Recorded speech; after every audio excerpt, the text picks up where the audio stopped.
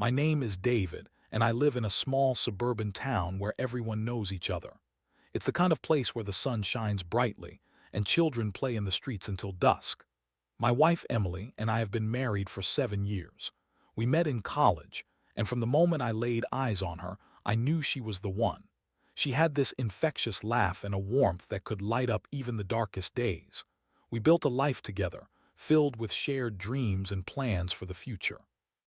I worked as a marketing manager at a local firm while Emily pursued her passion as a high school teacher. Our lives were busy yet fulfilling. We had our ups and downs, but like any couple, we managed to weather the storms together. That is, until the day everything changed. Then there's Jake, the firefighter. He's one of those guys who seems to have it all: good looks, charm, and an undeniable aura of bravery. He's the type of man who runs into burning buildings while others run out. Everyone in town admired him. He was a hero. I remember the day he moved to our neighborhood a few blocks down from us. Emily was immediately drawn to him. I thought it was harmless admiration, a crush that would fade with time. I was wrong. The three of us often crossed paths, especially during neighborhood barbecues or community events. Jake was friendly, and I couldn't help but feel a sense of camaraderie with him. We'd share beers while talking about life, and I would often brag about how lucky I was to have Emily by my side. Little did I know, it was all a facade, one that would come crashing down in the most devastating way. It was a warm summer evening when the first signs of trouble appeared. I returned home from work earlier than usual, hoping to surprise Emily with dinner. The house was quiet, too quiet. I called out her name, but there was no response. I shrugged it off, thinking she might be grading papers or lost in a book. However, as I walked through the living room, I noticed her phone lying on the coffee table, screen lit up with a message notification. Curiosity nagged at me. It was a simple text from Jake. "Can't stop thinking about you." My heart sank. I picked up the phone, feeling a mix of dread and disbelief. I had always trusted Emily implicitly, but that trust began to crack. I opened the message and scrolled through their conversation.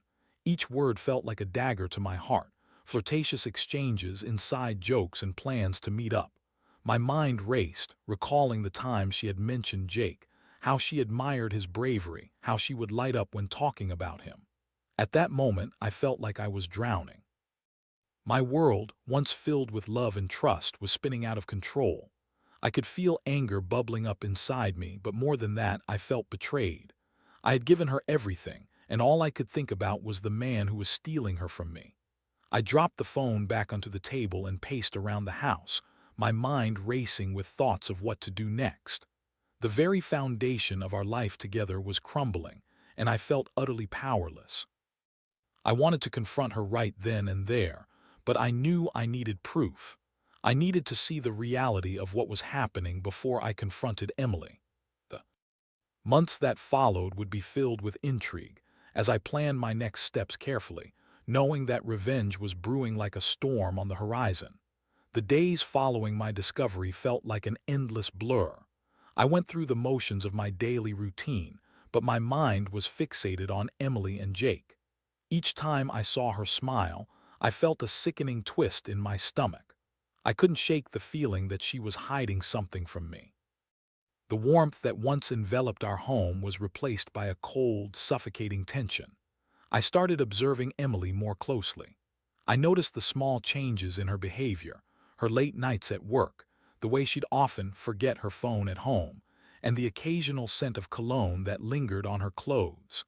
Each sign felt like a nail in the coffin of our relationship, and I found myself spiraling deeper into a pit of despair. I was consumed by a mix of anger and heartbreak, and I had no one to confide in. My friends were blissfully unaware of my turmoil, and I could hardly bring myself to share my pain. One afternoon, I decided to take a walk to clear my mind. As I strolled through the neighborhood, I found myself passing by the fire station. I could see Jake through the window, laughing with his fellow firefighters as they prepped for their next shift. It made my blood boil. How could he be so carefree when he was tearing my life apart? The image of him in his uniform, strong and confident, felt like a direct challenge to my very existence. It was later that week when I finally stumbled upon the evidence I needed. I had returned home from work early once again, hoping to catch Emily off guard. I walked into our bedroom and found her laptop open on the desk. My heart raced as I stood there, weighing the morality of what I was about to do. But betrayal has a way of dulling your conscience. I couldn't resist the urge to dig deeper. I clicked on her browser history and my stomach dropped. There it was, an email thread between Emily and Jake. The words poured out like venom, each line confirming my worst fears. They planned secret meetings, shared intimate moments, and even expressed feelings for one another. I felt my heart shatter into a million pieces.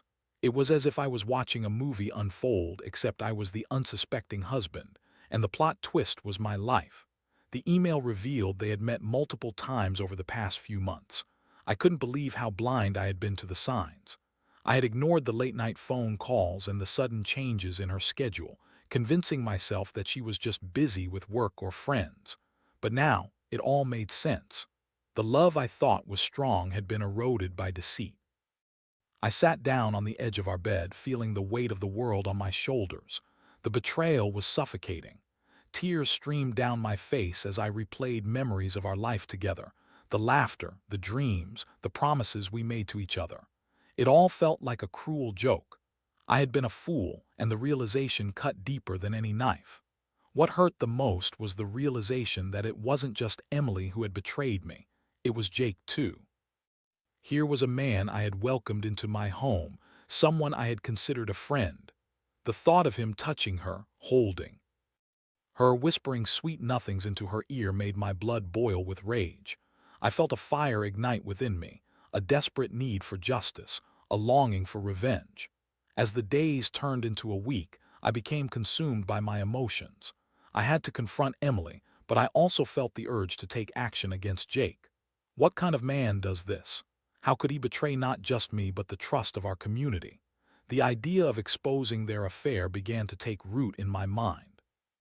I could not let this go unpunished. I started to plot. I would gather evidence, document everything, and make sure everyone knew the truth. Jake's reputation as a hero would become his downfall. I wanted him to feel the same pain I was experiencing. I wanted him to understand the consequences of his actions, and I would make sure he paid dearly for what he had done. The emotional turmoil was overwhelming, but I focused on my plan. I had to be smart about it. I would need to be meticulous, gathering every piece of information I could find. I would become a ghost, watching and waiting for the right moment to strike. Revenge was no longer just a thought, it was my only path forward. The day of reckoning had arrived. I had spent countless hours preparing for this moment, rehearsing the words I would say, the questions I would ask. I needed to confront Emily, to lay bare the truth that had been festering between us like an open wound. My heart raced as I paced the living room, waiting for her to come home from work. When the door finally opened, I felt a mix of anxiety and determination. Emily walked in, her face lighting up when she saw me. I wanted to cherish that moment, to hold on to the love we once shared, but the reality of our situation overshadowed everything. I took a deep breath, steeling myself for what was to come. "Hey, David, you're home early," she said, her voice cheerful. "Yeah," I replied, forcing a smile. "We need to talk." Her expression shifted instantly, concern replacing the joy on her face. "What's wrong?" I motioned for her to sit down. The tension in the air was palpable, and I felt the weight of the truth pressing down on me. "I know about Jake," I said, my voice steady but laced with pain. Emily's eyes widened in shock. "What do you mean?" "I found the emails, I saw your messages. How long has this been going on?" I demanded, my heart pounding in my chest. She opened her mouth to speak, but no words came out. I could see the panic rising in her eyes, and I knew she was searching for a way to spin the truth. "David, please let me explain," she finally managed, her voice trembling. "Explain what? How you betrayed me. How you shared your life with another man. How you let him into our home." My anger surged, and I felt the heat of betrayal wash over me again. "Jake and I, it was just a friendship at first," she stammered, her voice barely above a whisper. "I didn't mean for it to go this far." "Didn't mean for it to go this far," I echoed incredulously. "You think that makes it any better? You crossed a line, Emily. You let him into our lives, into our marriage. How could you do this to us?" Tears streamed down her face as she tried to reach for my hand, but I recoiled as if her touch burned me. David, I'm so sorry. I never wanted to hurt you. It just happened. I was confused. Confused? I scoffed, disbelief flooding my veins. You think that's an excuse? You had a choice, Emily. Every single time you texted him, every time you met up, you had a choice, and you chose him. I know, she said, her voice breaking. I was stupid. I thought it was just a phase. I thought you wouldn't understand me anymore. Understand you. I felt my chest tighten, a mix of sorrow and rage boiling inside me. You think I wouldn't understand. You think I wouldn't have listened. You shut me out. You chose him over me. The silence that followed was deafening. Emily's sobs filled the room, and for a moment I felt a flicker of compassion for her, but it was overshadowed by the overwhelming sense of betrayal. I had given her my heart, my trust, and she had thrown it away like it was nothing. I need time, I finally said, my voice steady, but hollow. I can't look at you right now. David, please, she pleaded, desperation in her eyes. I love you. I want to fix this. Love? This isn't love, Emily. This is a betrayal, I replied coldly. You've shattered everything we built together. I don't know if I can ever forgive you. With that, I turned and walked out of the room, leaving her behind in a sea of tears. I felt like a storm had just swept through my life, and I was left standing in the wreckage. My mind was racing, but deep down, I knew that this confrontation was only the beginning. As I stepped outside into the cool evening air, I felt a strange sense of calm wash over me. I had confronted her, but now I had to follow through on my plan. I needed to make Jake pay for what he had done. The anger I felt toward him was palpable, and I was ready to take action. I spent the next few days gathering evidence, documenting every interaction I could find between Emily and Jake. I reached out to mutual friends, trying to piece together their timeline and any incriminating details I could use. I was meticulous, careful not to tip my hand. I wanted to ensure that when I struck, it would be with precision. I began to imagine how I would expose Jake, how I would show everyone in our community the truth behind his heroic facade. I wanted to dismantle the image he had built, to show the world that beneath the uniform was a man who had betrayed not just me, but the very trust of our town. As I prepared for the next phase of my plan, I felt a sense of purpose rise within me. I was no longer the victim. I was the architect of my own revenge. Emily's betrayal had ignited a fire in me, and I was determined to make sure that Jake's reputation would go up in flames. With the confrontation behind me, I dove headfirst into my plan for revenge against Jake. The emotional turmoil I had been experiencing morphed into a singular focus: to expose the affair and ruin his reputation. I began to think of Jake not as a man who had wronged me, but as a symbol of betrayal that needed to be dismantled. The more I plotted, the more clarity I found in my purpose. I started by gathering every piece of evidence I had collected over the past few weeks. The emails, text messages, and even the photos I had found of them together. Each item was a weapon in my growing arsenal. I organized everything meticulously, creating a timeline that detailed their interactions. I wanted to ensure that, when the time came, I could present a clear and undeniable case against him. But I knew I needed more than just evidence. I needed a strategy. I couldn't just throw everything out in the open without a plan. I wanted to make sure that the fallout would be as significant as possible. I began to think about how to leverage our community's perception of Jake, the town's beloved firefighter, a hero to many. I would turn that perception on its head. One evening, I decided to pay a visit to the local bar where many of the firefighters gathered after their shifts. It was a hub of gossip and camaraderie, and I knew that if I wanted to plant the seeds of doubt, this was the perfect place to do it. The bar was filled with laughter and the clinking of glasses.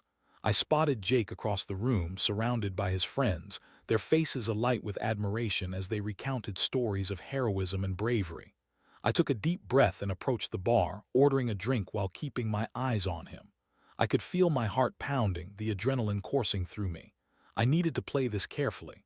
I couldn't just walk up to him and confront him. I had to be patient, bide my time, and let the situation unfold naturally. As I sipped my drink, I listened to the conversations around me. The firefighters spoke of their recent calls, their camaraderie evident in every laugh and shared story. I felt a mix of anger and envy. They were oblivious to the truth that lay beneath the surface. I had to find a way to shatter that illusion. After a few drinks, I struck up a conversation with a couple of Jake's fellow firefighters. I casually mentioned how much I admired their work, the sacrifices they made for the community.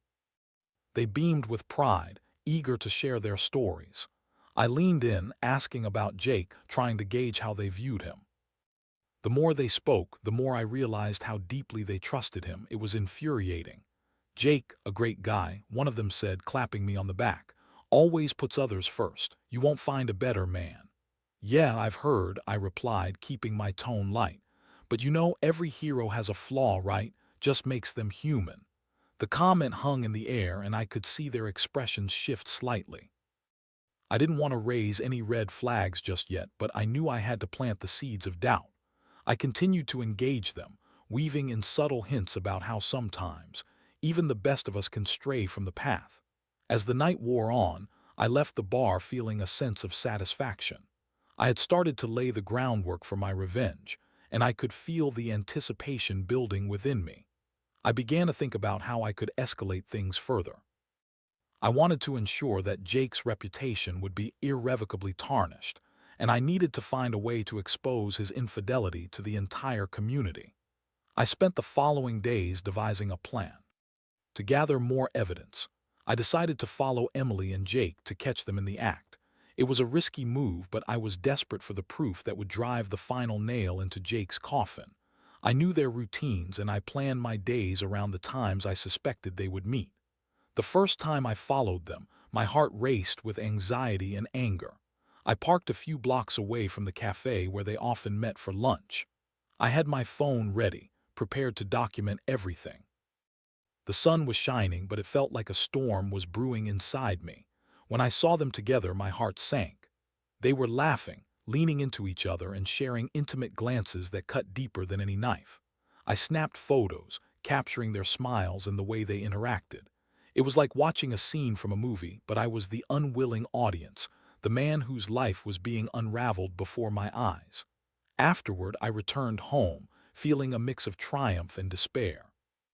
I had the evidence I needed, but it came at a cost. Each photo felt like a dagger to my heart, reminder of the betrayal I was enduring. I spent hours reviewing the images, feeling the anger boil within me. As I continued to plan my revenge, I knew that I would need to confront Jake publicly.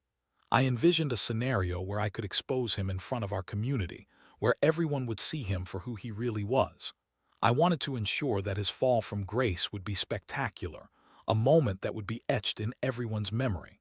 The more I thought about it, the more the idea consumed me. I would hold an event at the community center, a fundraiser for local charities, and I would use that platform to unveil the truth. I could already imagine the looks of disbelief on everyone's faces as I revealed the affair. The anticipation sent chills down my spine. I spent the next few days planning every detail of the event, ensuring it would be the perfect setting for my revelation. I would gather the community, and when the moment was right, I would drop the bombshell. I could almost taste the sweet satisfaction of revenge. With every passing moment, I felt the fire within me grow stronger. I was no longer just a man scorned. I was a man on a mission. I would make sure that Jake's reputation would go up in flames, and I would be the one to strike the match. The day of the community fundraiser arrived, and I felt a mix of excitement and anxiety as I prepared for the event. I had spent weeks planning every detail, ensuring that everything would go off without a hitch. The community center was buzzing with activity, the air filled with the sounds of laughter and chatter as people mingled, unaware of the storm that was about to break. I arrived early to help set up, my heart racing with anticipation. Tables were adorned with colorful tablecloths, and the scent of freshly baked goods wafted through the air. I could see familiar faces, friends and neighbors who had supported me over the years.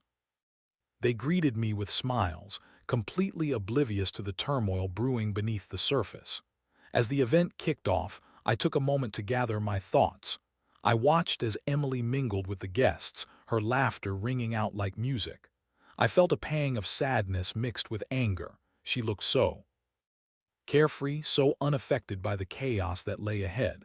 I reminded myself of my purpose. This was about exposing the truth, about bringing to light the betrayal that had shattered my life. As the night progressed, I engaged with guests, sharing small talk and keeping up appearances. But all the while, my mind was racing, calculating the perfect moment to reveal Jake's true nature. I had arranged for a presentation that would showcase the charity's efforts, but I had a surprise in store, one that would ensure everyone would remember this night. Finally, as people settled in for the main presentation, I took a deep breath and stepped up to the podium. The room quieted and I could feel the eyes of the community on me. "Thank you all for coming tonight," I began, my voice steady despite the storm brewing inside me. "This fundraiser is for a great cause, and I appreciate your support." I went on to talk about the importance of community and trust, subtly weaving in my feelings about betrayal. I could see Emily in the audience, her expression shifting from curiosity to concern as she sensed the shift in tone.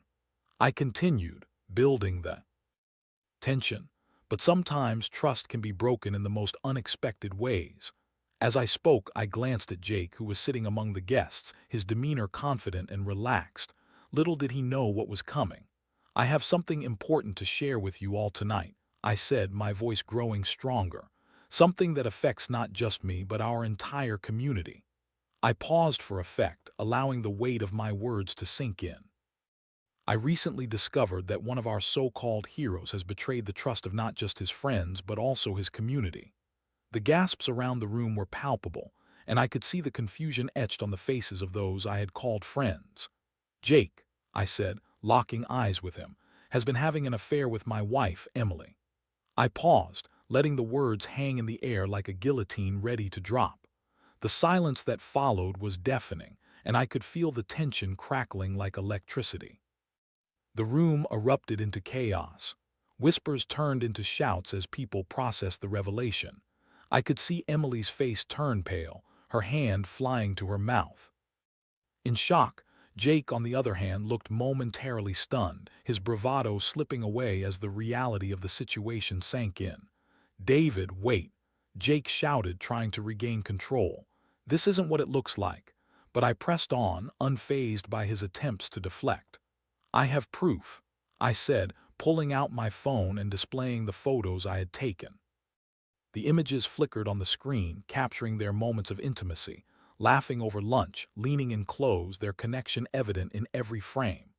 Gasps filled the room again, and I felt a rush of satisfaction. I had done it. I had exposed him for the fraud he was. I could see the expressions of disbelief on the faces of our friends and neighbors, the shock transforming into anger. I had struck a nerve, and I reveled in the chaos I had unleashed. "David, you don't understand," Emily cried, tears streaming down her face. "It was a mistake. I never meant for it to go this far." "A mistake," I echoed, my voice rising. "You think cheating on your husband is just a mistake. You think that betraying me with this man is something we can just brush aside." The anger in the room was palpable. Friends who had once admired Jake were now looking at him with disdain. I could see the realization dawning on them, the betrayal hitting home. Jake's confident facade cracked, and I could see him scrambling for words, trying to salvage his reputation in the face of overwhelming evidence. "I can explain," he stammered, but the crowd was no longer listening. The heroic image he had built was crumbling before their eyes, and I felt a surge of vindication. As the chaos swirled around me, I felt a strange mix of emotions: anger, satisfaction, and even a hint of sadness for what we once had. I had achieved my goal, but at what cost? The fallout was just beginning, and I knew that things would never be the same again. The event ended in disarray, with guests leaving in shock and disbelief. I stood at the podium, watching as Emily and Jake exchanged desperate looks, the weight of their betrayal hanging heavy in the air. I felt a sense of closure, but it was mingled with an emptiness that gnawed at my insides. As I left the community center, I felt a strange sense of freedom.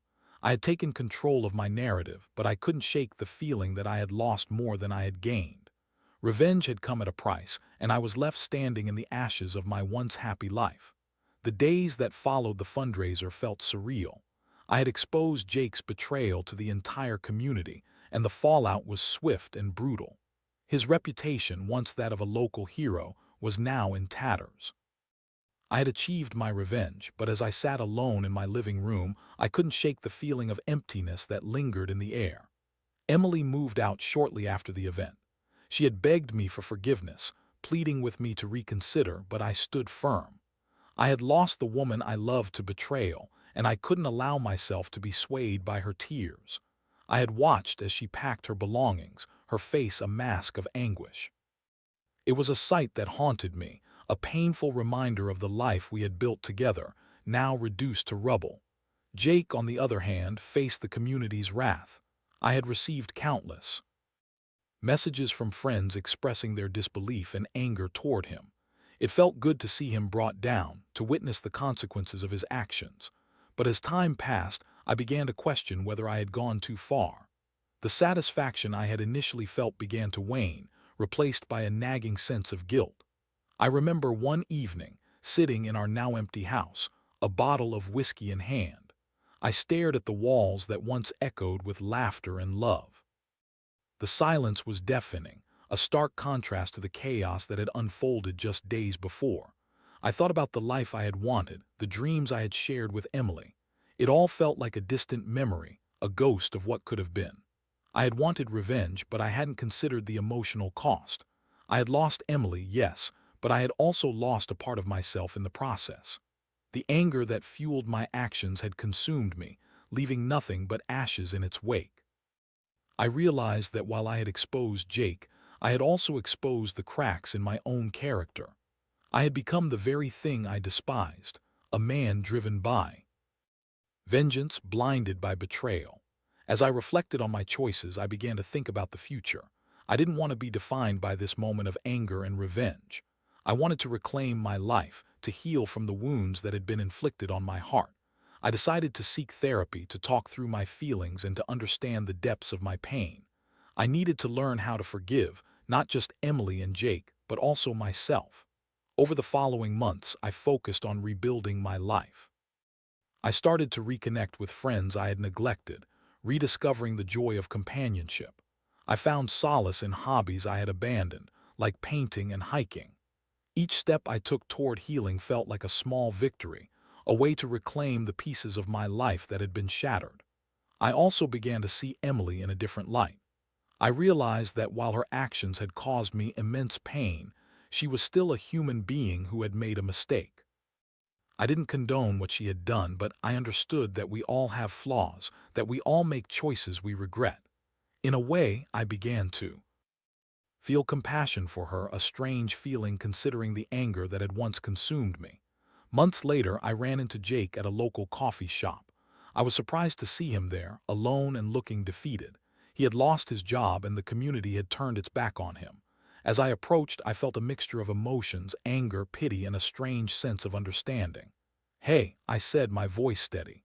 "How are you holding up?" He looked up, surprise etched on his face. "David," he said, his voice barely a whisper. I'm sorry for everything. I never meant for it to get this far."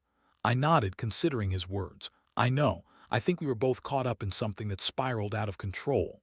We stood there for a moment, two men who had been brought low by their choices. It was a moment of vulnerability, a moment of shared pain. I realized that while I had sought revenge, it hadn't brought me peace.